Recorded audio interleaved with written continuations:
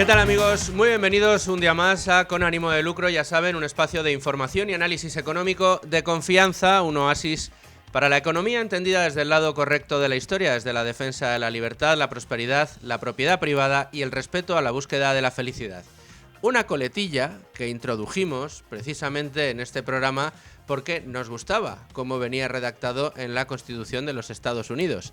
Estados Unidos que hoy es más noticia que nunca después de haber abandonado muchas de esas banderas que han hecho del país lo que hoy es. Ayer Donald Trump decidió acabar con todo esto e imponer una guerra arancelaria al mundo. Y ni siquiera da la sensación de que lo que está detrás de esa intención es precisamente acabar con los aranceles en el mundo y que sea el libre comercio lo que establezca las relaciones entre los distintos países. No, lo que hay es un afán de proteccionismo que se ha traducido en una guerra que a saber hasta dónde nos llega. Los mercados han reaccionado ya, lo han hecho a la baja y hoy Con Ánimo de Lucro vamos a hacer un programa un tanto especial, porque lo que tenemos por delante es una guerra que ha iniciado quien parecía que quería ser el mejor amigo del comercio y se ha convertido en uno de sus mayores enemigos. Donald Trump ha pasado de ser una gran promesa para la prosperidad en el mundo durante el periodo electoral a convertirse en el mayor enemigo de del libre comercio, la libre empresa y la libertad de movimientos de bienes y capitales en todo el mundo con esa guerra arancelaria. ¿Qué vamos a hacer hoy? Un programa especial en el que vamos a tener una charla largo y tendido con uno de mis compañeros de redacción que se ha convertido en un gran entusiasta de una obra que hoy viene muy a cuento, que es Los enemigos del comercio de el fallecido escotado, que en paz descanse. Vamos ya con Jesús, vamos con los enemigos del comercio y analizaremos también lo que ha sucedido en Estados Unidos.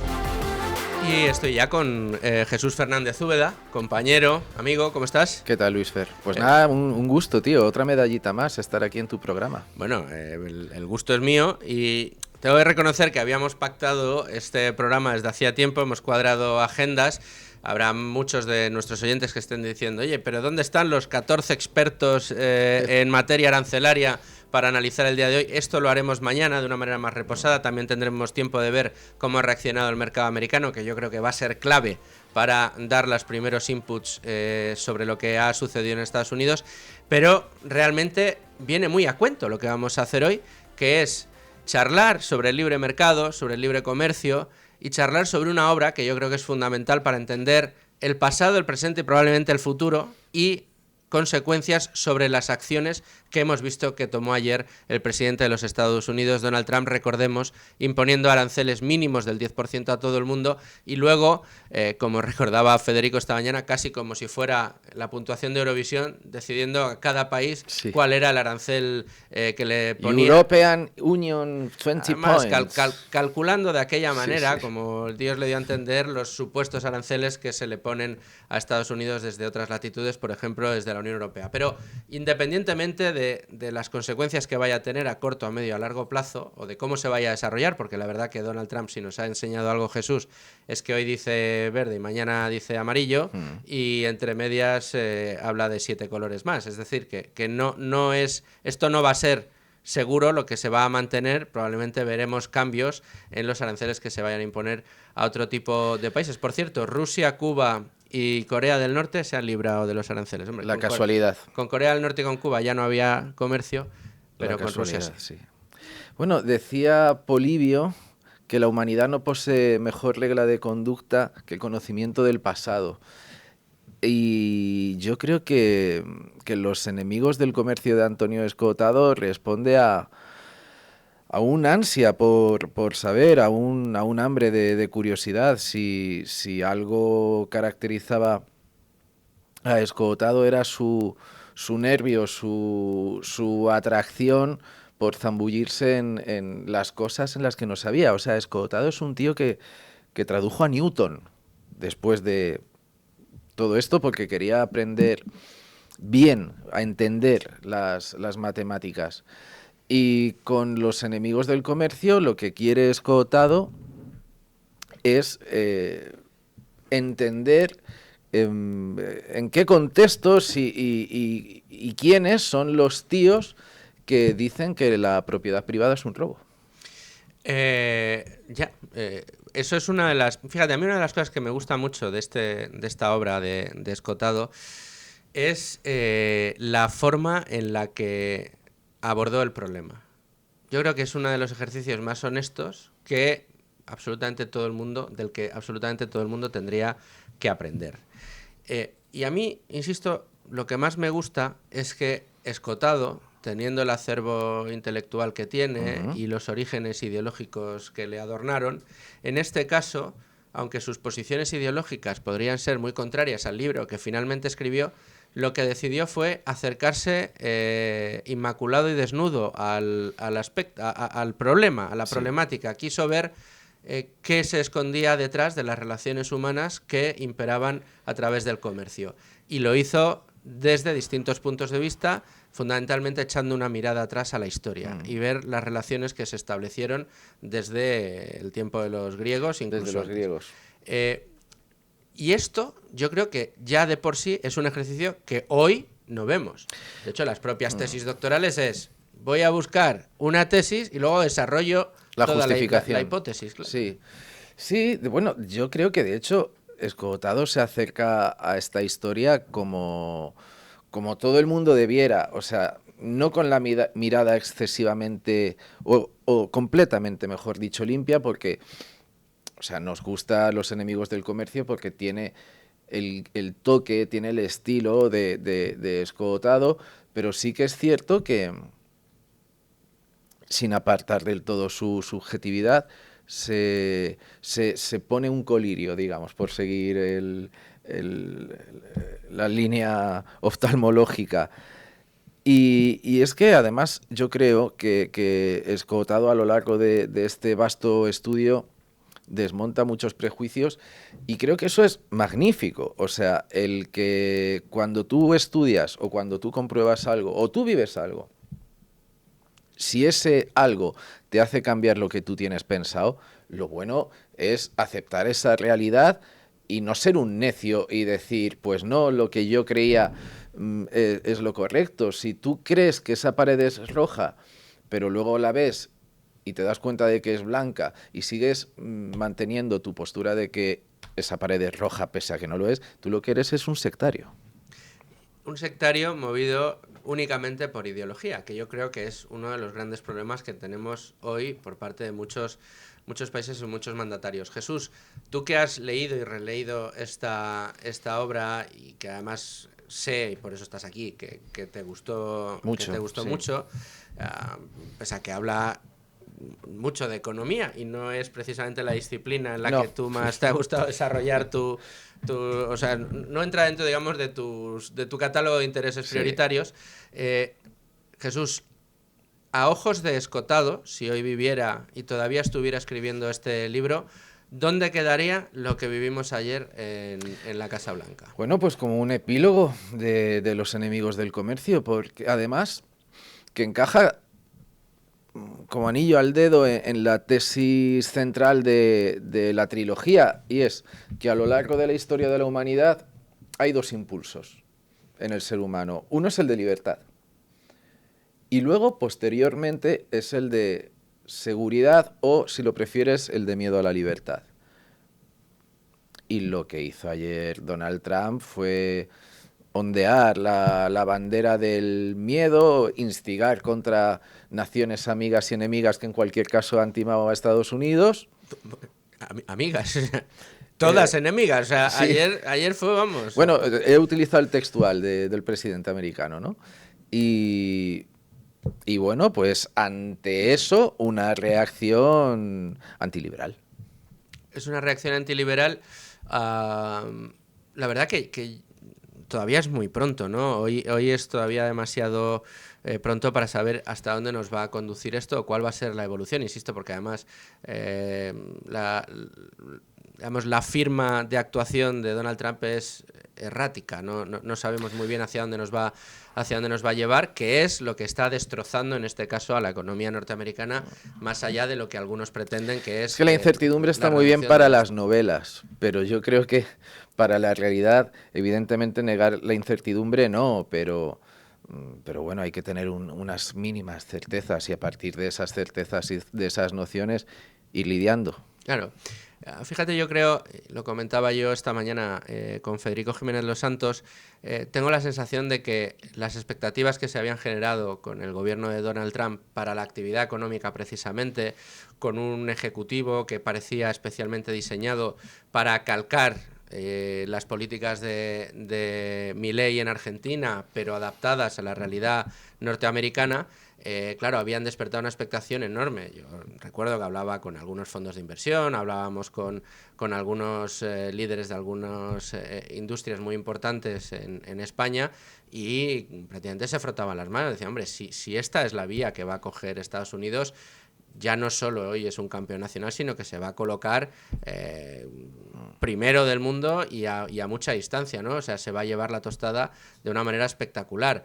Sin embargo, claro, el jarro de realidad que nos hemos llevado con una política diametralmente opuesta a la que había prometido, y no desde el punto de vista exclusivamente económico, porque dentro del país sí que está haciendo algunas de las cosas que dijo que haría, el recorte de gasto, todavía no hay una gran reducción de impuestos, pero más allá de eso, lo que está haciendo es aplicar una política puramente nacionalista, puramente conservadora, pero además de la parte conservadora que más se ha demostrado que no funciona. O sea, esto de la guerra arancelaria, de poner al enemigo fuera y decir que todo lo que estás haciendo es para que te dejen de robar, me recuerda mucho a algunos con acento catalán aquí en España. Estaba dándole vueltas a... Y de hecho esto es una reflexión, pero se va a acabar transformando en una pregunta. Estaba dándole vueltas a una de las tesis principales de Escotado en Los enemigos del comercio, y es que el comunismo o los protocomunismos siempre surgen en épocas de bonanza. Es una tesis muy interesante. Por ejemplo, llega Julio César y abre, digamos, las políticas comerciales de Roma. Es cuando surge el Homo Novus, creo que eran Homo Novus, que no es el hombre nuevo del marxismo, es el empresario. Se le empieza a llamar así. Y al poco es cuando empiezan a proliferar las sectas pobristas, la más relevante, desde luego, para nosotros, surge en una provincia de la que surge, vamos, o sea, eran los pobristas, bueno, los de Juan el Bautista, que yo no me acuerdo, Sí. y de ahí, bueno, tema cristianismo y demás. En el siglo XIX, con la revolución industrial, con el crecimiento del urbanismo, bueno, pues Comuna de París, y en 1848 Marx y Engels lanzan el Manifiesto Comunista. A principios del siglo XX, bueno, pues es cuando estalla el gran comunismo, ¿no?, de la Unión Soviética y demás. Pero en principio los datos macro, ¿no?, dicen que la cosa no va del todo mal, pero a nivel micro, desde la última crisis, digamos que bollantes precisamente no estamos. Y de repente ha brotado es que no, evidentemente no me atrevo a llamarlo comunismo, ¿no? Pero bueno, digamos este populismo híbrido, este estatismo, ¿no?, populista, que mezcla cosas de la izquierda y de la derecha. Y no sé hasta qué punto, en una época, no sé si de depresión, pero sí de bajón económico, ético, moral, incluso anímico, desde el punto de vista de Occidente, tiene sentido que Trump o las ideas de Trump proliferen, porque no solo está pasando en Estados Unidos, está pasando en Europa. Fíjate, yo creo que no estando, digamos, las variables macro en su mejor momento, sí es verdad que tenemos, lo podríamos llamar un trampantojo de prosperidad.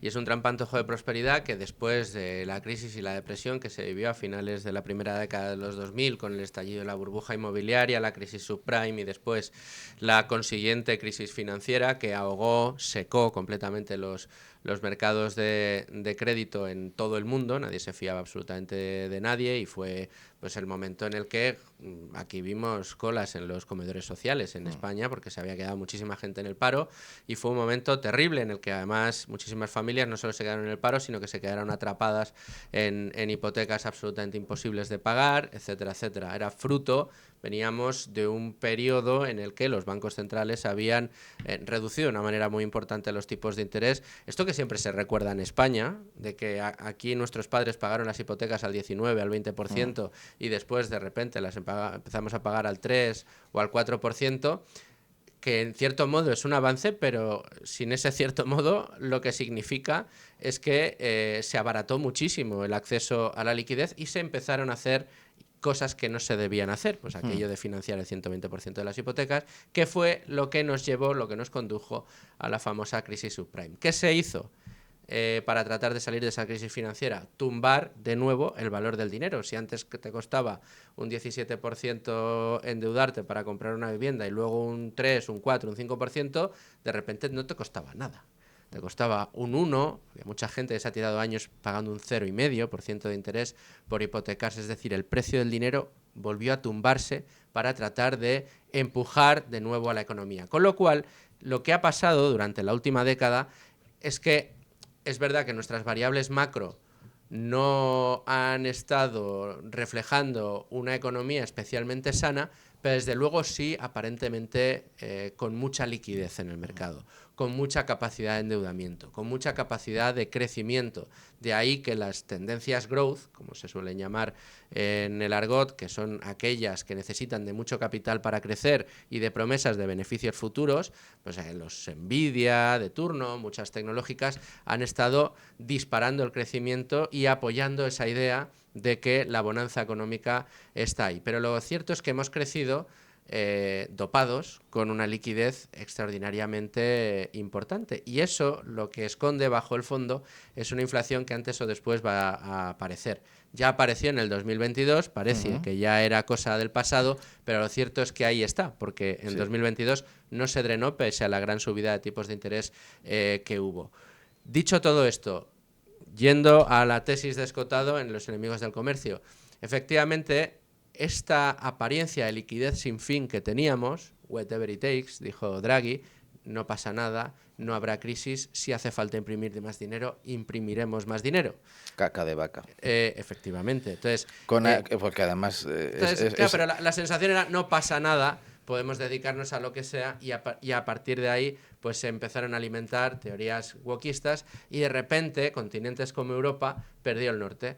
En lugar de buscar obtener cada vez mejores beneficios, tratar de producir cada vez mejor, de producir cada vez a mejor precio, de dar cada vez mejores servicios a los consumidores, se pusieron otros objetivos encima de la mesa. Pues no hay que producir mejor, cada vez más barato y satisfacer mejor las demandas de nuestros ciudadanos. Lo que tenemos que hacer es producir con menos dióxido de carbono. Tenemos que producir para reducir la huella de carbono. Tenemos que producir para acabar con el diésel. Tenemos que producir para acabar con el carbón. Tenemos que producir para que todo sea renovable en 2030. O sea, los objetivos dejaron de ser los económicos y de repente nos fuimos a una deriva que nos ha llevado a ser extraordinariamente poco competitivos y a no estar en una situación óptima, como estaríamos en este momento, para colocarnos como el centro del comercio mundial si aprovechando los aranceles de Trump, Europa dijera ahora, pues levantara la mano y dijera, pues ahora yo soy el que se va a abrir a comerciar con absolutamente todo el mundo y además voy a dejar que mi industria crezca como no lo ha hecho en su vida, ¿no? Pero no estamos ahí. Eran los esenios, que se me ha acordado luego la secta a la que perteneció Juan el Bautista y de la que el cristianismo tomó muchísimas cosas. Sí, sí. Los esenios. Los esenios. Es que sí, no, es que estaba ahí la cabeza centrifugando. Sí. No, pero, o sea, los enemigos del comercio, desde luego, de seguir vivo Escotado, que por cierto murió en el 21, o sea, hace ya 4 años, señor. Pues descanse en paz. Descanse en paz.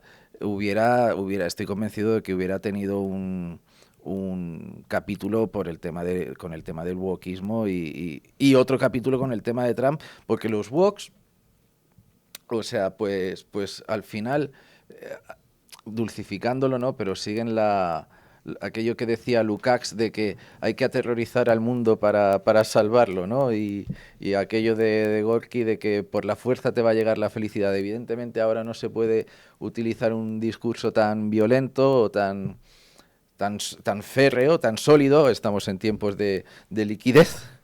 De hecho, yo creo que todos estos vaivenes de Trump, pues al final también es que creo que ha entendido la lógica de los tiempos y de que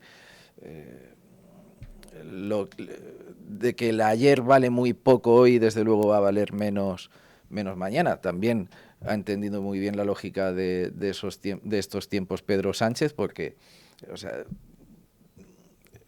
iba a decir, a la hemeroteca me remito, pero Pedro Sánchez está de sobra vacunado contra la hemeroteca. Y lo dicho, o sea, es gente que quiere imponer su versión de la realidad, su versión, no sé si acomplejada, pero sí desde luego mesiánica, a la realidad.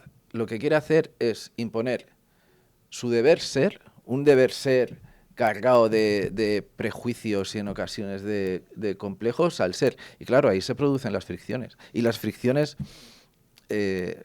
la historia nos dice que casi siempre han estado acompañadas de sangre.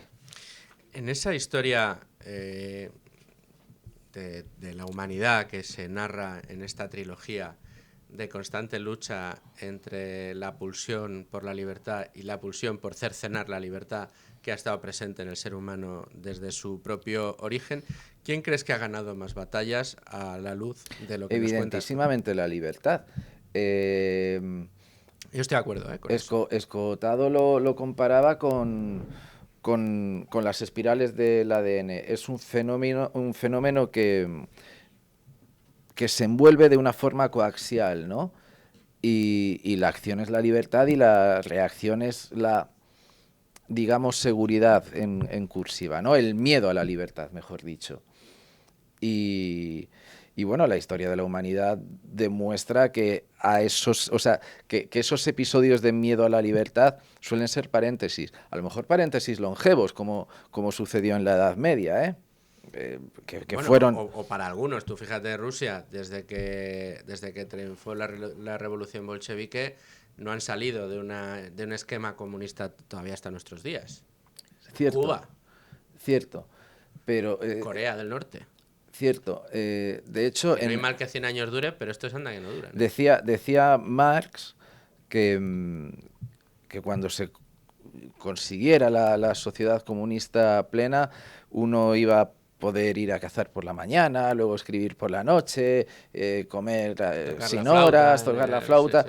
Pero en cambio Lenin decretó el trabajo obligatorio y o aceptabas y o te morías de hambre o te ibas a hacer, claro, al gulag, a trabajos forzados.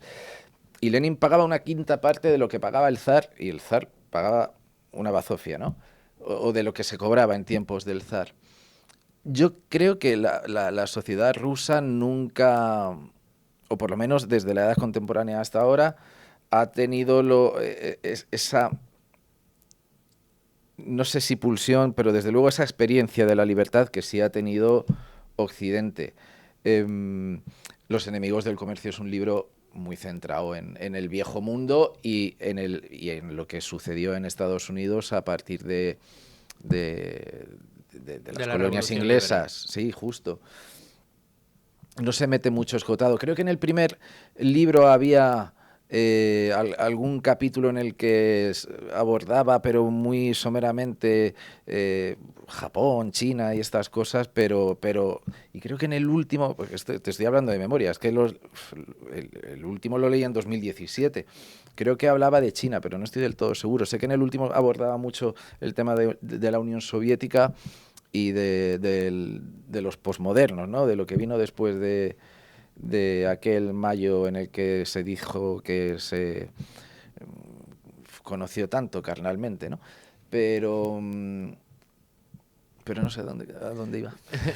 Bueno, a ver, una de las cosas que tenemos... lo de Rusia. Sí. Entonces En Rusia no lo sé, en Occidente desde luego creo que la libertad a lo largo de la historia ha ganado a ese miedo a la libertad. Bueno, de hecho, yo creo que si la humanidad ha avanzado en todos los aspectos, es decir, hoy, por mucho que... Se produce muchas veces una cosa, Jesús, yo creo que tú y yo, si no lo hemos hablado en redacción, poco le ha quedado Mm, para hacerlo.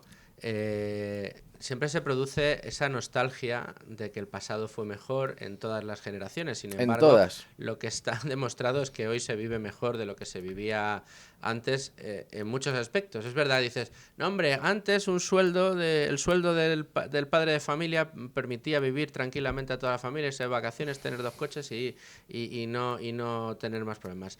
Quizás eso sí, en lo que es cuestión monetaria, ahí podríamos abrir otro melón y dedicarle otras 2 horas. Efectivamente. Pero sí es verdad que los avances tecnológicos, los avances técnicos, que ha permitido precisamente, y yo aquí es lo que pongo, yo creo que es lo que defiende Antonio Escotado en este tratado, en esta trilogía, es que todos esos avances se deben al genio que significa o que entraña el ser humano, puesto en relación con otros y con las reglas del libre comercio encima de la mesa. Porque al Sí. final el libre comercio básicamente de lo que trata es de que hay personas que detectan que otras personas tienen unas necesidades y que él sabe cómo resolverlas mejor que otras. Entonces pone esas soluciones en el mercado y el resto de personas las compran. Y las otras personas solucionan otras necesidades. Y de la competencia por solucionar cada vez más necesidades del ser humano es de donde se van produciendo avances. Que hoy en Madrid, con una máquina y con internet de alta velocidad, puedas operar del corazón a alguien en Singapur, pues parece ciencia ficción, pero es una realidad, ¿no? Sí. Sí, o sea, pues quizá volviendo a lo que estábamos hablando antes, que precisamente por eso lo de Trump tiene sentido, porque en general las cosas están mucho mejor. Em, Líbreme Dios de frivolizar, pero los pobres hoy están gordos y tienen un teléfono móvil mejor que el mío. Que soy un cateto para la Los telefonía pobres del móvil. mundo desarrollado. Los pobres del mundo desarrollado, efectivamente. Em, no, lo que está claro es que, y lo demuestra Escotado, a mayor libertad, a menor regulación, a, a menor intervención del Estado, de los nobles o de los poderes eclesiásticos, etcétera, etcétera, la sociedad prospera. El ser humano en general El, es el capaz ser, de prosperar. el ser humano prospera. La Edad Media, desde el punto de vista económico, empieza a iluminar, como las vidrieras de las fabulosas catedrales, con una semilla pequeñita, que son los burgos. Y como los burgos se van asociando y van comerciando, etcétera, etcétera. O sea, sin esos burgos no hubiera habido, creo, esa explosión cultural y ese germen, por decirlo de alguna forma, ese embrión. Si los burgos son el cigoto, yo creo que el embrión del liberalismo surge en el Renacimiento, ¿no? O sea, Adam Smith no queda tan lejos. Y, pero claro, o sea, es que, Sí, es que, pero el discurso que se ha impuesto siempre, Jesús,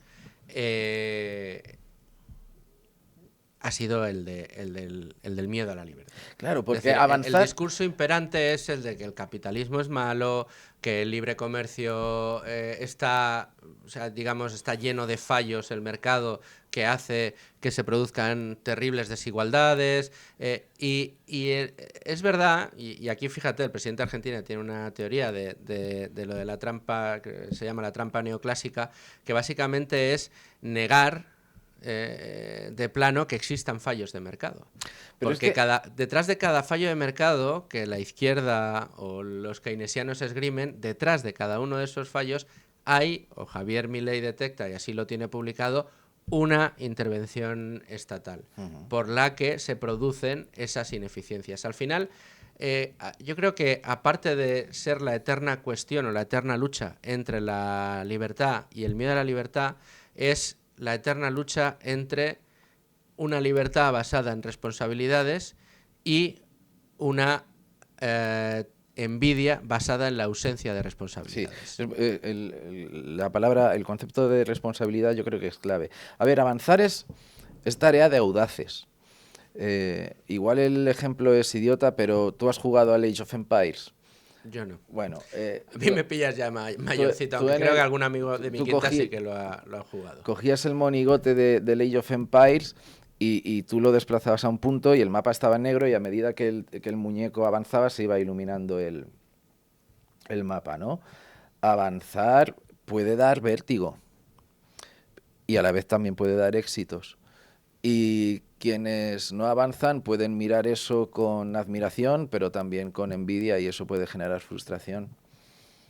Y también con miedo, o sea, con miedo en plan, pues, no, ¿para qué te vas a montar en una carabela y vas a tirar océano para adelante si hay un abismo? Si es que no hay otro mundo, si es que la Tierra no es plana, si es que os vais a despeñar, ¿no?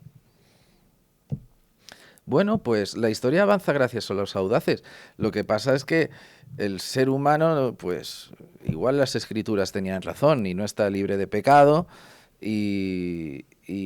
pues los audaces están también temiblemente abrazados por los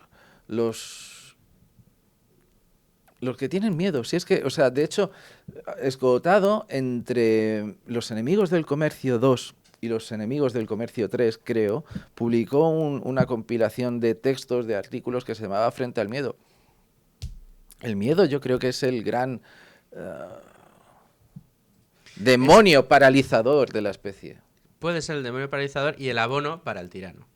Y el abono para el tirano, efectivamente. Al final, el tirano, ¿qué es lo que ha ido haciendo? Yo creo que esto viene muy bien reflejado en los enemigos del comercio. Ha ido aprovechando esa envidia, esos temores, ese afán de seguridad, pero en muchas ocasiones es una seguridad de tranquilo, yo te voy a garantizar tu vida porque el rico te está quitando el dinero y tu situación no es buena, pero no es por tu culpa. Y quien vas a tener de tu lado es a mí, señor Estado. Y esa es la dialéctica, esa es la retórica que se esconde detrás de la acción de todos los estatistas y tiranos que en el mundo han sido y que están cercenando las libertades de mercado. Al final es un objetivo de decir, el que triunfa, el que va a la vanguardia, el que se atreve a iniciar el camino, el pionero, es el que te está robando a ti la tostada.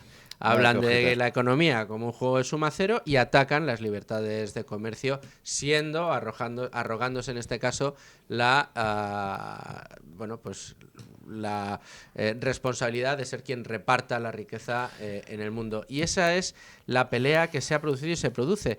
Y da la sensación de que nos vamos a ir en el péndulo, vamos de un péndulo muy estatista ahora de repente, como dicen, no está triunfando una ola reaccionaria, la ola reaccionaria que quisieron poner a Milei como uno de sus principales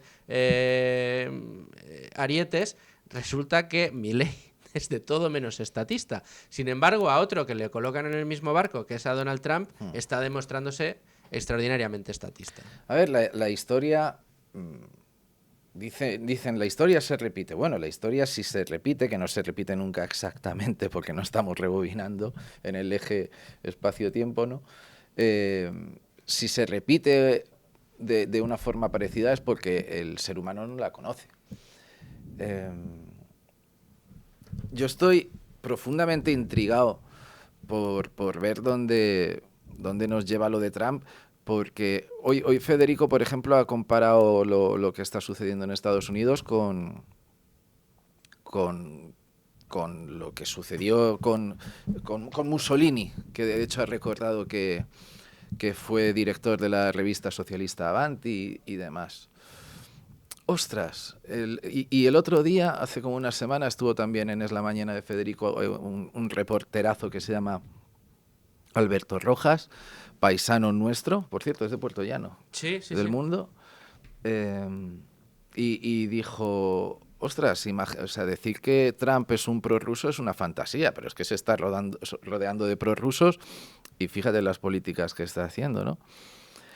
Como periodista, yo reconozco que este ecosistema me parece apasionante de contar y de analizar, porque no sabes por dónde va a ir. Como ciudadano, uno contempla este panorama aterrado, porque efectivamente Trump está tomando todas las medidas de los enemigos del comercio. Y siempre que los enemigos del comercio han llegado al poder, ya sea por las buenas o por asalto, la humanidad se ha resentido. Sí, te lo compro. Te iba a preguntar, Jesús, tú que nos escribes todas las semanas unas fabulosas crónicas Gracias. desde el Congreso, analizando... Me alegra que el cohecho haya sido efectivo. Sigue elogiando. No, a ver, no ha habido cohecho, en absoluto. Además, seguro que nuestros oyentes son fieles lectores de tu columna. Pero tú que los observas, que hablas con ellos, que estás allí, igual que nuestros compañeros Maite, Leticia Barquín y Rubén Fernández, tú que estás allí y convives con ellos durante esas horas, si tuvieras que ir tachando a cada uno de los escaños amigo del comercio, enemigo del comercio, amigo del comercio, enemigo del comercio, ¿habría alguno en el lado de amigo del comercio según los criterios de Escotado? Porque tengo la sensación Uf, de que madre mía. sacarían no mayoría absoluta, sino unánime los enemigos. Hombre, vamos a ver, antes estaba el ala liberal de Vox, ¿no? Pero Bueno, y el ala estaba... liberal del PP, ahí estuvo Laschetti. Y el ala liberal del PP, ahí estuvo Laschetti. Yo estaba pensando más en gente, quizá que tomó más la palabra como parlamentario, ¿no? Como Iván Espinosa Los Monteros. Creo recordar que Rubén Manso también fue diputado. Rubén O sea, sé que estuvo en Vox, Manso, yo juraría que sí, que llegó a ser pero diputado de Vox. no lo termino de recordar. A ver, es que hay algunos amigos liberales que tenemos en común que dice que el PP es una socialdemocracia azul. Hasta 2023, del 19 al 23, Sí. fue miembro del Congreso de los Diputados. Sí, yo no sé hasta qué punto... hombre, decir que el PP es más liberal que el resto de fuerzas que hay ahora mismo en la Cámara, pues es evidente, pero es que yo creo que a lo mejor Boyer ahora mismo sería más liberal que cualquiera de los diputados que hay en el hemiciclo. Tengo la sensación de que hasta Felipe González hoy Hasta es Felipe más liberal Felipe de lo que González, ha sido ¿no? toda su vida. O sea, no hace tanto... Feijóo abrazó una de las medidas en vivienda de Yolanda Díaz, si no recuerdo mal. Tú eres el que pilota de esto, ¿no? ¿Qué fue exactamente? ¿El qué, perdona? La medida de sumar que apoyó el PP. La medida de sumar que apoyó el PP fue el salario mínimo, que yo sepa. ¿Y no hubo previamente algo de vivienda o algo así? Ah, me pillas, Sí, me pillas, me no, quiere no sonar. recuerdo, no recuerdo. Me quiero sonar. ¿Enemigo del comercio? Bueno, pues... O amigo del comercio. La verdad es que no me atrevería a señalar a ninguno. O por lo menos con conocimiento de causa. O sea, creo que hay gente que se proclama liberal en el comercio, pero que en el fondo son socialdemócratas con gaseosa. Socialdemócratas con gaseosa. Mira, me ha gustado esa manera de referirte a ellos. Otra pregunta que tenía yo para ti en el día de hoy, Jesús, era si crees que precisamente por venir de la izquierda o por tener muchos admiradores dentro de la izquierda además más reaccionaria en España, Sí. Escotado puede haber influido para bien en muchos de estos con esta obra, que se hayan acercado a ella precisamente porque admiran a Escotado. Lo dudo. Lo dudo. Una cosa es que lo valoren intelectualmente, otra cosa es que haya influido. Para preparar esta sección o para refrescar un poquito los enemigos del comercio, bueno, ayer me viste que me llevé los tochacos a la redacción y los estuve hojeando. He estado viendo una entrevista que le hizo Pablo Iglesias a Escotado. Sí. En su programa de Público. Y es una entrevista cordial y uno se da cuenta de que Pablo Iglesias sí valora, o sea, valora intelectualmente el esfuerzo de Escotado, la tesis de Escotado, pero no la comparte y en el fondo la considera contraria a su realidad, ¿no? A su visión de la realidad. Creo que habrá gente que la haya valorado, que la haya compartido, que haya calado, no, no ¿Por lo qué creo. cuesta tanto en un No lo mundo, creo. en el mundo en el que vivimos tan polarizado, Jesús? ¿Por qué cuesta tanto dejar nuestros sesgos ideológicos a un lado a la hora de tratar determinados temas? ¿Por qué estamos constantemente tratando de construir una realidad alrededor de lo que nos rodea que confirme las tesis que abrazamos Bueno, pues porque yo creo por que, herencia familiar o qué sé yo? vamos a ver, aquí hay un sujeto y un objeto. El sujeto está intentando convertir a la sociedad en una sociedad de masas y en una sociedad de masas enfrentadas. La gente que cree en un partido, o mucha de la gente que cree en un partido, que milita en un partido, se toma el asunto como los Ultrasur con el frente, contra el Frente Atlético, ¿no? No hay un mínimo de razonamiento, de procesarlo, la mercancía que te venden, ¿no? Eso por parte del objeto, o sea, al objeto le sirven un plato y se lo traga sin rechistar.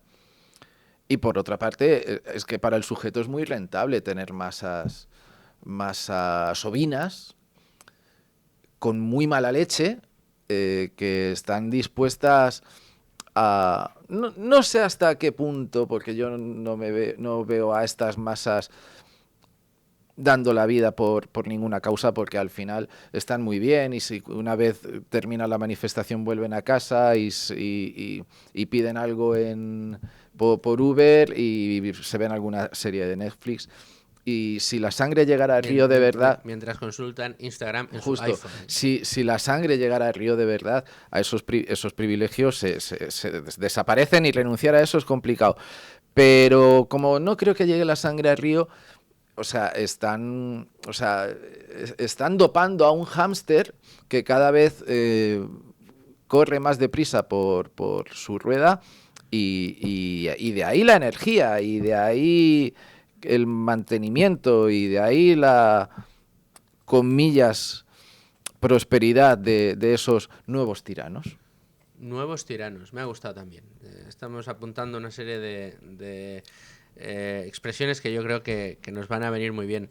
Jesús, de toda la obra de Escotado, y quería que fuera contigo con quien habláramos de esto, pero precisamente porque tienes un acercamiento, digamos, desde fuera de la órbita económica, o sea, que Manu Llamas, Domingo, Soriano, yo mismo, Bea, estamos todos los días encerrados en números, leemos prensa económica, leemos casi prácticamente exclusivamente ensayos económicos y estamos metidos dentro de esa vorágine. Abrimos a veces la puerta, dejamos entrar un poco la política y luego volvemos a encerrarnos en nuestro mundo. Pero yo quería comentarlo contigo, aparte de que eres un buen compañero, un buen periodista y un ávido lector, precisamente porque creo que me darías un input un poco, que es lo que me estás dando, desde fuera de quien está empapado, digamos, de estos temas todos los días. Si te tuvieras que quedar con 2-3 ideas de lo que has aprendido con esta obra de Escotado, ¿con cuáles te quedaría? No, creo que te las he dicho.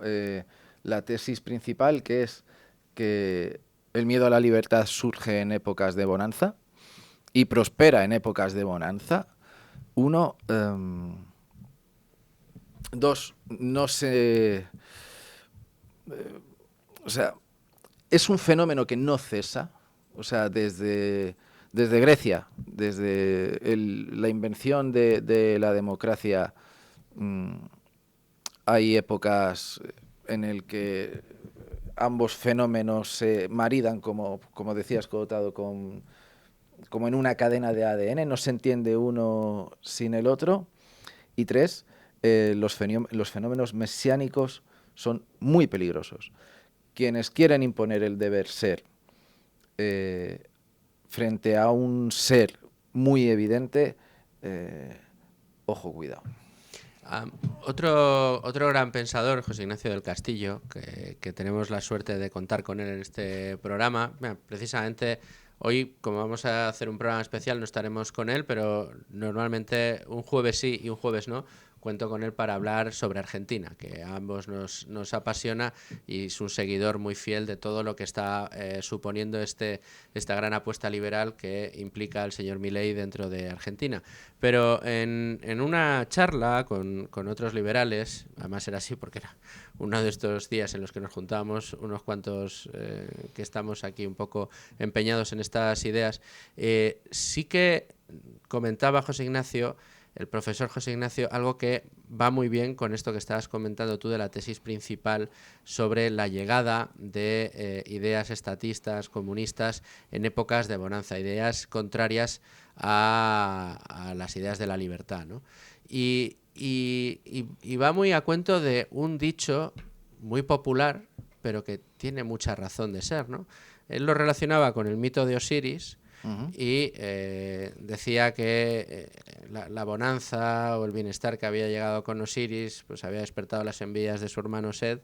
Entonces viene Seth, se carga a Osiris y coge las riendas del mundo y vamos. Entonces le preguntamos, pero José Ignacio, ¿y en qué momento nos encontramos, no?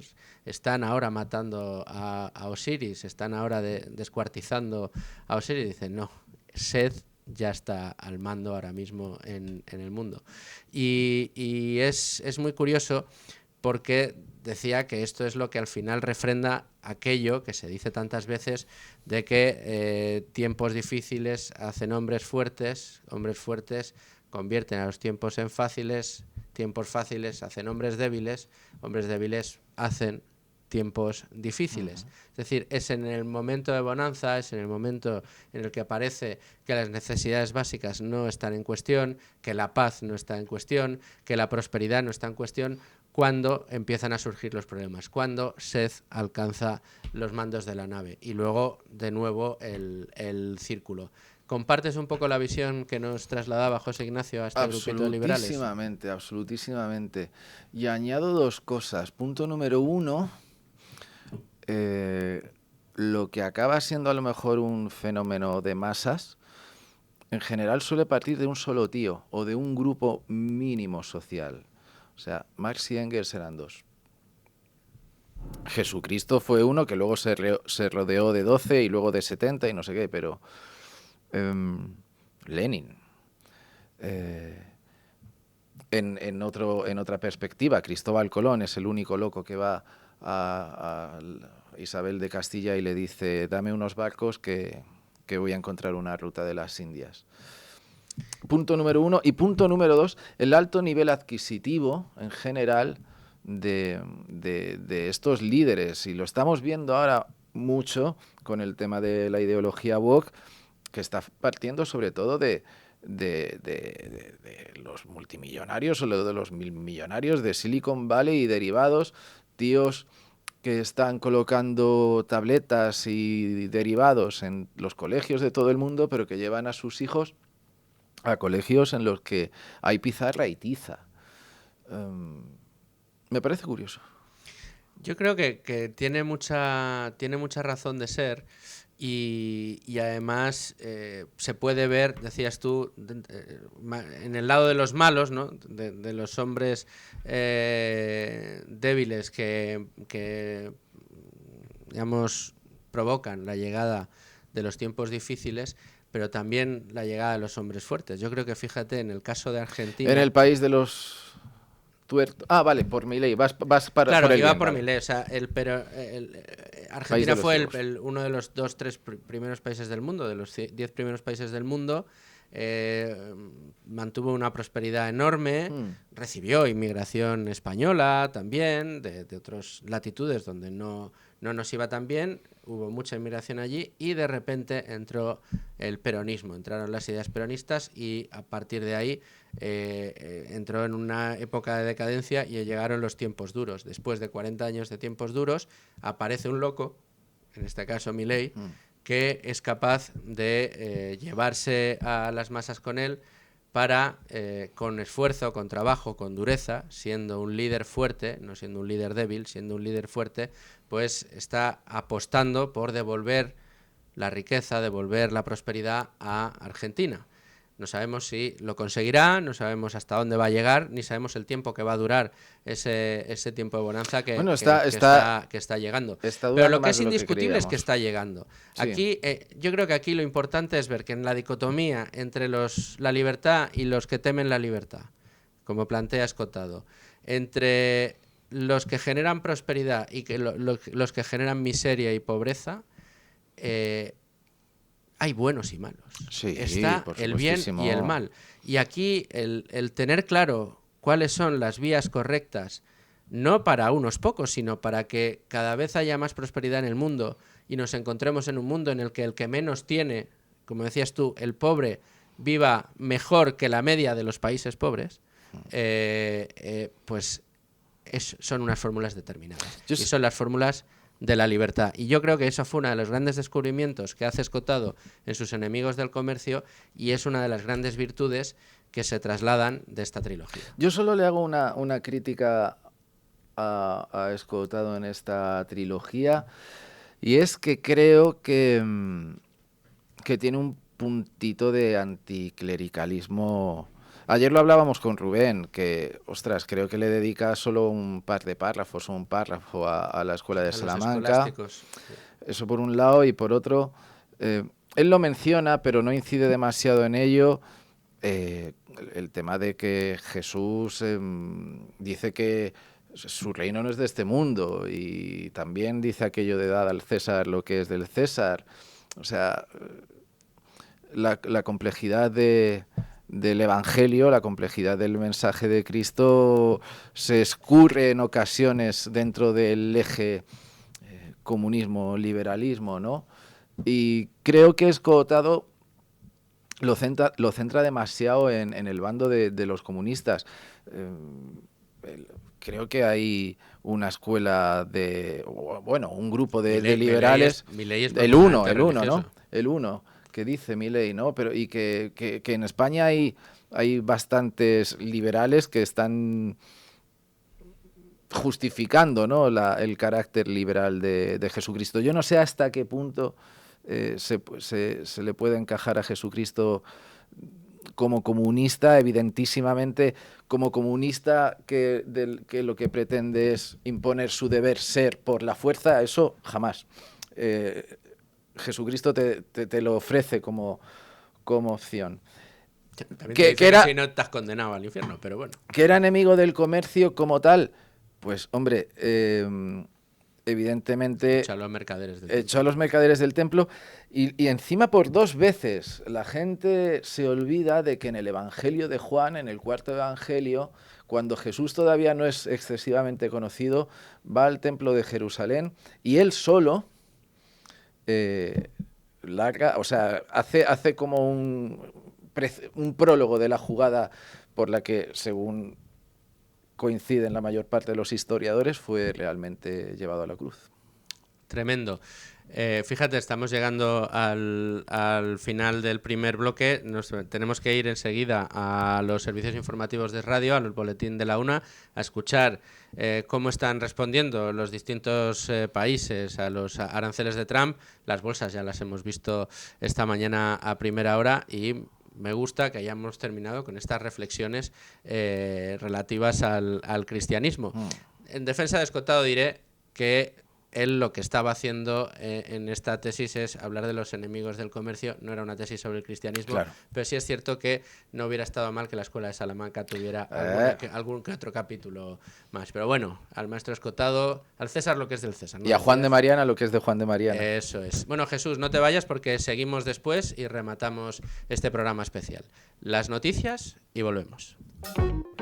Continuamos en Con Ánimo de Lucro, y en este programa especial en el que estamos hablando de, por un lado, todo lo que sucedió en el día de ayer, esos aranceles anunciados por Donald Trump, de los que estamos conociendo las reacciones, ahora nos las contaban en los servicios informativos de radio, y por otro, analizándolo en paralelo con una obra de la que teníamos muchas ganas de hablar y que hemos pensado que era el mejor día para hacerlo, con alguien que además la tiene muy bien estudiada y no pertenece a la órbita económica, con lo cual pues nos da una visión, yo creo que muy interesante para el análisis del día de hoy. Me decía Jesús Fernández Úbeda, con quien estamos desde las 12 aquí en Con Ánimo de Lucro, mi compañero de redacción. Decíamos, Jesús, que Donald Trump está tomando todas las medidas de los enemigos del comercio. Y es cierto que lo que ha puesto encima de la mesa es un nuevo orden en lo geoestratégico y un nuevo orden también en lo económico. La verdad es que la llegada de Trump lo ha cambiado todo. Sí, o sea, está convirtiendo el mundo en una pintura negra de Goya, en un agua fuerte de Goya. Pero reconozco que igual estoy frivolizando, que para un periodista como yo al menos, es mucho más interesante describir Saturno devorando a sus hijos que el nacimiento de Venus. Entonces, pues, que sea lo que Dios quiera y que la sangre no llegue al río, por favor. Sí, que la sangre no llegue al río. ¿Por qué te interesó tanto Los enemigos del comercio? ¿Ya te interesaba Escotado? ¿Querías ver esta... ¿Escotado para ti ha sido un referente? Sí, bueno... ¿Tanto más que Raúl del Pozo? Vamos a ver, tanto más que Raúl del Pozo no, pero tanto como Raúl del Pozo era el loco de la colina, Jesús Quintero en Gloria esté también.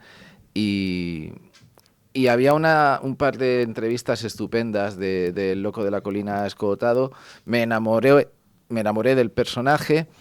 Publicó, creo que en 2016, es que no estoy del todo seguro, 2015, el volumen recopilatorio de textos Frente al miedo. Lo entrevisté para esta casa, nos caímos muy bien, nos dimos los contactos y luego lo entrevisté 3 o 4 veces más. O sea, y de hecho, una vez cuando su hijo Jorge impulsó aquella editorial, La Emboscadura, sobre la obra de su padre, que tomaba el nombre de un libro de Junger,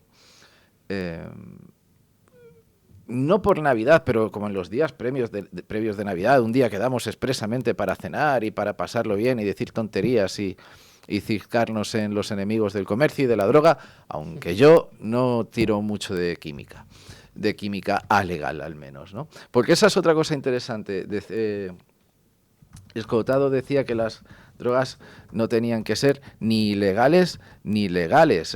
Y él decía, es como si legalizas los micrófonos o legalizas las sillas, ¿no? Pues, o sea, ¿por qué tienes que legalizar algo? Porque sí, ¿no? O sea, y apelaba de nuevo a lo que tú has utilizado, a la responsabilidad. ¿Tú crees que de las reflexiones sobre las drogas y su ilegalidad es de donde empieza a tirar el tema de los enemigos del comercio? Y yo te diría que sí. Oye, sí. porque tiene mucha relación. Te diría que sí, no recuerdo bien por qué, pero eso lo contaba en Frente al Miedo, que decía que me lo voy a inventar un poco, sé que no es así, pero que al final las drogas y el comercio estaban unidos por el miedo. Uno, un miedo interior, y otro, un miedo exterior. Jesús, de tus encuentros con Escotado, ¿cuáles fueron los momentos que viviste o que mejor recuerdas? Bueno, hubo... ¿Qué de su personalidad era un tío generoso con una conversación que era un tsunami, o sea, conversación, bueno, no sé si conversación, o sea, era como quedarse a escucharle, ¿no? Tú simplemente le dabas una pregunta y él te daba un mundo.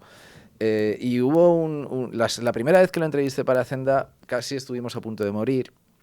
¿Perdón? Porque, pues no sé, quedamos a lo mejor a las 4 o a las 5 para la entrevista, acabamos a las 9:30, ya no había trenes o buses. ¿Desde dónde era? ¿Dónde vivía él? Era... ¿Por la sierra? Por la sierra, sí. Era una urbanización por Torrelodones, no recuerdo. Parque Lagos. Parque Lagos. Y entonces dice, bueno, os acerco al Cercanías. Y el buen señor, en su coche, se saltó, no sé si un stop o un ceda al paso, y en una rotonda un tío estuvo a punto de estamparlo. Lo vi tan cerca que en esa décima de segundo yo pensé, bueno, si nos hubiera dado, él se hubiera llevado la peor parte, ¿sabes? Y Bueno, anecdotario. anecdotario, sí, sí. Anecdotario. Me gustaría recomendar a todos nuestros oyentes que acudan a las entrevistas que le hizo Jesús Úbeda, busquen por Jesús Úbeda, Jesús Fernández Úbeda, no nos vamos a olvidar de tu padre, en el nombre. Además, con lo que te quiera a ti. Muchas gracias, hombre. Y yo a ellos. Jesús Fernández Úbeda, Antonio Escotado, ahí las encuentran. Y también me gustaría reseñar, porque creo que viene muy a cuento. Y yo creo que a la luz de lo que estamos viendo y de lo que estamos viviendo desde Estados Unidos, viene muy bien también revisitar las entrevistas que le hizo Federico Jiménez Los Santos Sí, en YouTube, claro. a Antonio Escotado, precisamente Por los enemigos del por comercio. los enemigos del comercio. 3 entrevistas muy completas, muy largas, de más de una hora, en la que reconozco que es una delicia y es un incunable ya para nuestra generación, la de ver dos mentes tan preclaras como la de Escotado y la de Federico Jiménez Los Santos, con las vivencias, el pasado de cada uno de ellos. El gusto de aprender. Es que, de verdad, yo creo que la gente se está perdiendo un mundo tirando tanto tiempo frente a una pantalla o haciendo el ganso en TikTok y esas cosas. Pero el hecho, también es cierto que depende del maestro, ¿no? Pero, carajo, cuando hay alguien que sabe transmitir sabiduría y te hipnotiza, ¿no? Es uno de los mejores placeres que a mí se me ocurren en la vida. Sí, sin duda alguna, así lo es. Y en este caso, pues dos maestros, ¿no? Federico Jiménez Los Santos, qué decir de él. Bueno, nuestros oyentes y nuestros telespectadores le conocen de sobra, pero bueno, pues es una de las mentes más privilegiadas en España. Y otra de esas mentes privilegiadas era la de Antonio Escotado. Es más, si añado dos personas juntas de esa categoría hablando de un tema tan importante. ¿Cuál sería la conversación que tendrían hoy Antonio Escotado y Federico Trump, después de lo que vimos Trump ayer? Y woke, sí. Pero quiero decir una cosa más. Hay que calificarlos de divertidos. O sea, leer a Escotado y escuchar a Escotado y qué decir de Federico, ¿no? O sea, es que uno se lo pasa muy bien y se ríe y parece que divertirse... Cuando alguien habla de diversión, los más puretas, los saduceos, ¿no? Como que tuercen el hocico. Oye, pues se puede divertir uno mucho aprendiendo. Hombre, que si te diviertes aprendiendo. Federico siempre hablaba de que él tuvo que vacunarse del comunismo y que su propósito era el tratar de conseguir que alguna que otra generación, como la mía, no necesitara pasar, digamos, por el mal para llegar al bien y que, digamos, él sirviera de vacuna para evitar el paso por el revolucionarismo de los comunistas. ¿Es esta obra de los enemigos del comercio una buena vacuna para evitarse el estatismo imperante? Sí, lo que pasa es que yo creo que el estatismo imperante no, o sea, trasciende las vacunas y yo creo que a veces requiere incluso de amputaciones, ¿sabes? Sí. Metafóricamente hablando, por supuesto, ¿no? Pero bueno, estaba pensando ahora que por ejemplo, Jorge Drexler, el cantautor y un tío, hasta donde yo sé, de izquierdas, fue muy amigo de Escotado y valoró mucho los enemigos del comercio. Quiero decir, no todo el mundo en la izquierda ni en la derecha es sectario, ¿no? Y hasta cierto punto yo creo una obra así permea y te da gadgets, como dicen los modernos, ¿no? Que te haga cambiar en exceso de opinión, lo dudo. Yo es que creo mucho en el carácter sectario general del hombre de este tiempo. Y si cogemos un tomo de La memoria del comunismo traducido al inglés, porque en español no lo va a leer, y un tomo o una colección, una trilogía de los enemigos del comercio traducida al inglés y lo mandamos a la Casa Blanca, ¿crees que creo que no va a leer algo? ninguno? Creo que no va a leer ninguno.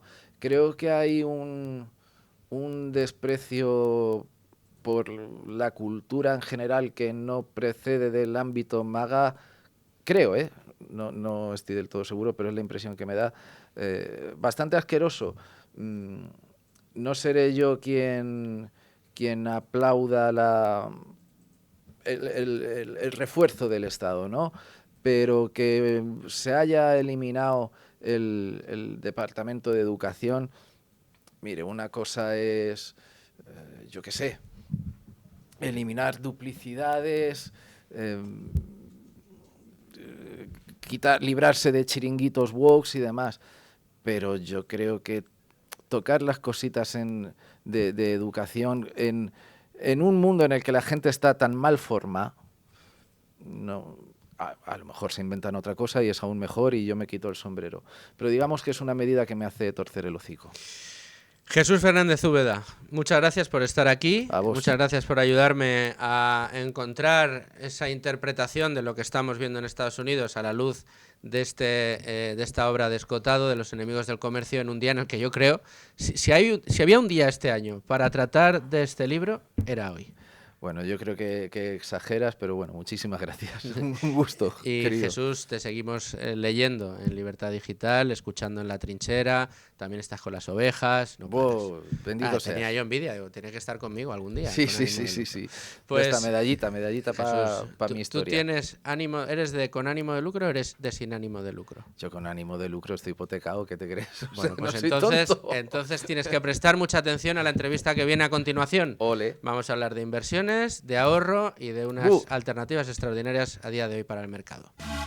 Y le decía a Jesús, que ya se ha marchado, que tenía que prestar mucha atención a la entrevista que tenemos ahora, porque si todos los días les recuerdo que tienen una alternativa fantástica para encontrar rentabilidad, en este caso en renta fija y en el negocio inmobiliario, con importantes rentabilidades, con unas garantías hipotecarias detrás y además participando de lo que es el negocio inmobiliario y en periodos de tiempo relativamente cortos, entre un año, año y medio, dirán ustedes, pues me está hablando de Cibislen, efectivamente, Cibislen. Así que tengo conmigo a Agustín de Cibislen. ¿Cómo estás, Agustín?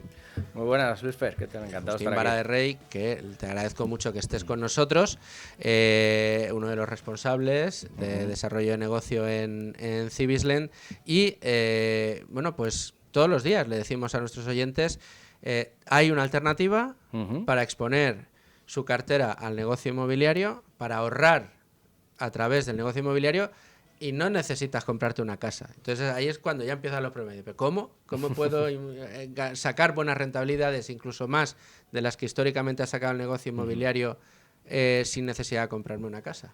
Pues mira, lo voy a enlazar con lo primero que has empezado, con la inversión pasiva y a corto plazo, porque justamente la mejor manera de explicarlo es con la practicidad, y en este caso tenemos un proyecto que se abre ahora en una hora, a las 12, que es corto plazo. Y de esto suele haber pocos, porque normalmente, como tú has dicho, un año, año y medio es lo normal, 12, 18 meses como mucho, pero tenemos uno a 10 meses.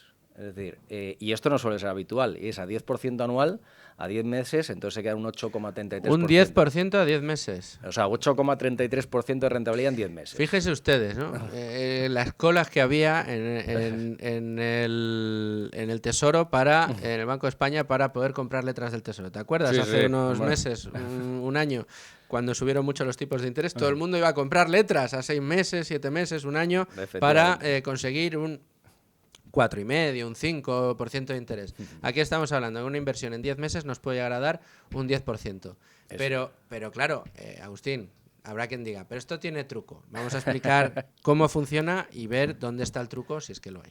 Pues mira, no hay truco. Esa es la parte más interesante del modelo de negocio de Cibislen, que al final es un crowdlending inmobiliario, que a lo mejor la gente no entiende el concepto crowdlending, pero bueno, es un préstamo al promotor, ¿vale?, para desarrollar pues un proyecto inmobiliario, ya sea una compra de un suelo, un desarrollo de una vivienda, residencial, reforma. En este caso, el proyecto que se abre en una hora es reforma. No, en una hora no, me has dicho a las 12, ya está abierto. Está empezando a quedar poco, así que entren en cibislen.com y consigan la oportunidad. Pues como te decía, efectivamente, oportunidades como estas cada vez estamos sacando más, no tan a corto plazo, estas de las pocas que podemos lanzar a 10 meses, esto no es lo normal, pero como tú dices, no hay trucos, es que esto es muy sencillo de entender, esto es un préstamo que le damos al promotor y esperamos una rentabilidad a cambio, como te hace cualquier banco, cualquier persona que da un préstamo. Si en este caso nosotros le pedimos una rentabilidad al promotor para que el inversor pues pueda rentabilizar su dinero a través de un préstamo que lo hace a través de Cibislen, que es nuestra plataforma. Y esto la gente dice, bueno, ¿y qué aval tiene o cómo está protegido? Bueno, pues precisamente al ser inmobiliario hay un activo detrás. Este activo es la propia garantía, es garantía hipotecaria, porque en el caso que no ha pasado todavía, eso es importante decirlo, en más de 100 proyectos, en el caso de que un promotor pues, no pagase al final del préstamo, bueno, pues tenemos una ejecución, o sea, ejecutaríamos la garantía hipotecaria y bueno, pues como siempre decimos, de malas se malvende, porque es algo, nosotros trabajamos siempre con un loan to value, es decir, un préstamo frente al valor del activo de tasación de en torno al 50%. Entonces eso es una maravilla. Si nosotros prestamos 2 millones, el activo vale 4, pues siempre decimos, mira, si no paga el promotor, de malas lo vendemos a 3. Claro. Pero aquí cobra todo el mundo y sus intereses también. Entonces, esa es la garantía hipotecaria. Esa es la garantía hipotecaria. Y además se puede ejecutar de manera muy rápida. Mira, una cosa que yo creo que es muy importante, lo habéis explicado otras veces que habéis venido aquí, pero yo creo que es muy importante que la gente lo sepa, porque en muchas ocasiones es donde te... Pico comentario que te hace el listillo de ya, pero ¿y por qué y por qué va un promotor a pagarle un interés a Cibislen del 15, del 16% cuando los bancos están ofreciendo créditos a intereses mucho menores? Porque no todas las fases de un proyecto inmobiliario están financiadas por los bancos, y por eso es necesario que el mercado dote de actores que ofrezcan esa liquidez, esos créditos, digamos, esas ventanas de liquidez para determinadas fases de distintos proyectos en el negocio inmobiliario donde no tienes el favor del banco. Efectivamente, o sea, un banco, por ejemplo, no entra en la compra de un suelo. Ahí no, ni se mete. Y a veces incluso pide que haya ya un 70% comercializado antes de dar un préstamo. Y luego, además, esto no es nada raro, es decir, siempre se ha hecho con inversores privados, inversores institucionales, potentes. Lo que pasa es que con 2, 3 inversores, incluso 1, y aquí lo que se ha conseguido es el mismo concepto, pero con muchos, con miles de inversores al mismo tiempo, con pequeñas inversiones que hacen el mismo efecto. Y para eso tiene que haber una entidad como la nuestra, regulada, que sea la que controla un poco este flujo de capital, que va luego a un préstamo promotor que en muchos casos además se da por disposición, es decir, no se le da directamente incluso todo el capital, se va dando por disposición y oye, pues primera fase superada, pues te damos parte del capital, segunda fase, entonces eso también da mucha tranquilidad a los inversores. Pero lo que tú bien has dicho, o sea, ¿por qué un promotor lo va a hacer con nosotros? Pues porque a veces no tiene mucha alternativa, o se desprende de un capital propio, que para qué lo va a hacer, para que a lo mejor lo necesita para, precisamente si es que lo compra el suelo, a lo mejor nos utiliza a nosotros para comprar el suelo y su capital lo utiliza para la construcción, para empezar la obra. Para avalar los créditos que le pongan. Efectivamente. Entonces, recurre a nosotros por la agilidad. Nosotros somos muy rápidos porque desde que un promotor nos contacta, hacemos un análisis, hacemos un due diligence bastante potente, que luego además tiene que pasar por un comité externo que lo tiene que aprobar y en cuestión de un mes y pico, el promotor ya tiene su capital. Ya, aunque nos pida 3 millones. De hecho, el otro día lanzamos uno de 5 millones. ¿El que habéis lanzado hoy de cuánto es? Hoy es pequeñito, es 1 millón y poquito, pero es que esta es una segunda fase de un proyecto que ya lo hicimos hace un año y está totalmente construido la casa, es una villa en Marbella y solo reforma. Entonces, ¿cuánto vale ese activo? Solo piénsalo. Nosotros le prestamos 1 millón y pico. ¿Cuánto vale ese activo? Una villa en Marbella, es una pasada. O sea, por eso es una pequeña proporción de un préstamo que, vamos, se devuelve seguro. Una de las ventajas que tiene Cibislen, o no sé si ventaja, pero sí al menos uno de los aspectos que os adorna como una virtud y que yo creo que da cierta tranquilidad al inversor que se acerca a Cibislen, aparte del track record que tenéis, que ya es de más de 7 años, de todo lo que habéis devuelto hasta la fecha, de lo que habéis financiado, es esas due diligence que hacéis. Y el hecho, yo creo que es importante mencionarlo, de que 7 de cada 10 inversores que empieza a invertir con vosotros, que se registra en la página, digamos que dota de capital y que de repente lo asigna a un proyecto y ve el resultado, repite. Porque al final esto dices, hombre, pues si todas las semanas prácticamente sale un proyecto nuevo, pues yo puedo todos los meses ir, en lugar de ahorrar en una cuenta corriente, puedo ir ahorrando en Cibislen, y todos los meses, como desde 250 euros se puede participar en las inversiones, pues voy invirtiendo. Oye, ¿qué este proyecto me gusta más? ¿A cuál puedo optar? Ah, pues a este. El día que salga me meto en este. Y así, un mes tras otro, incluso eres capaz de ir acumulando, haciéndote tu propio interés compuesto a través de la inversión inmobiliaria. Pues mira, has dicho una palabra que a mí me encanta, que es el concepto ahorro. Yo siempre comparo Cibislen, el modelo de negocio de inversión inmobiliaria con nosotros, frente a otro tipo de inversiones, porque nuestro modelo es un modelo más de ahorro. Es decir, si tú inviertes en bolsa o en cripto, ya me pongo al extremo, la gente espera invertir 10 para ganar 100. Ese es el concepto que tiene todo el mundo, que no es realista, ¿no? Pero con Cibislen no es, tú tienes 10 o tú tienes 1.000 euros y lo que pretendes ganar 100 euros, 120, o sea, es decir, un pequeño ahorro, vas, en vez de, bueno, pues dejarlo en un depósito fijo, que bienvenido sea, por supuestísimo, pues nosotros es un concepto de ahorro de, oye, voy diversificando, voy ahorrando, voy metiendo 500 euros al mes, 1.000 euros al mes en este concepto, me va generando entre un 10 y un 13% anual, y con interés compuesto, pues a lo largo de años, pues imagínate lo que se puede generar. Eso obliga a, oye, cuando te pague, o sea, cuando dentro de un año recibas eso que recibes, lo tienes que volver a meter. Claro, efectivamente. Pues si no, no opera el interés compuesto. Y el por compuesto supuesto. Es la reinversión de beneficios. Por ejemplo, mi mujer y yo tenemos puesto un capital en el que vamos a estar reinvirtiéndolo continuamente. Y ya tenemos un cálculo a 20 años, que ojalá Cibislen dure 20 años y mucho más, tenemos un cálculo a 20 años en el que vamos a multiplicar por 10 nuestro capital. Hombre, claro. Solo con el interés compuesto. Claro, es que el interés compuesto es como funciona. Y si estáis además dotando vuestras inversiones de unas rentabilidades de doble dígito, entre el 10 y el 15 algunas, pues que se quede una media del 11, del 12%, pues que eso es doblar cada 3-4 años. Eso es, mi rentabilidad está ahora mismo en un 11,86% de media, entre todos los proyectos que he invertido. Luego, esto es una cosa que además en Tu Dinero Nunca Duerme siempre decimos, y en Con Ánimo de Lucro, por supuesto, también. Y es que dices, 7 de cada 10 que invierten con Cibislen repite, ¿no? Eso ya tal, el track record que tenéis. Y luego, un concepto que nos encanta, skin in the game. El equipo de Cibislen invierte en Cibislen. Ah, bueno, sí, por supuestísimo. Bueno, nosotros nos emocionamos, de hecho, invirtiendo. Casi hasta nos picamos. A ver, ¿quién invierte más? ¿Quién invierte tal? En este tal. Intentamos invertir en casi todos. Obviamente ya ha llegado un punto en que le hacemos tanto proyecto que es imposible. Pero sí, claro que invertimos. Y encantados, además, felices. Y esto es... no, pero es que es muy importante. La típica visita a tu comercial de banco, oye, que tienes aquí un dinero, que te lo vas a colocar, y preguntas y nunca tienes su dinero en el que te está colocando. Esto también hay que tenerlo en cuenta. Nosotros sí. Agustín Balaguer, de Cibislen, te agradezco mucho que hayas estado de nuevo aquí Con Ánimo de Lucro para acercarnos un nuevo proyecto en Cibislen. Pues muchas gracias, Luisfer, y animo a todo el mundo a que se registre en cibislen.com y a empezar a invertir. Pues muchas gracias a Agustín, y a todos ustedes, señores oyentes, les conmino a que nos acompañen mañana, donde ahora sí, de forma reposada y con todas las reacciones, aprovecharemos para tratar en profundidad todo lo que se nos viene encima con esta guerra arancelaria. Hasta mañana, sean muy felices, amigos.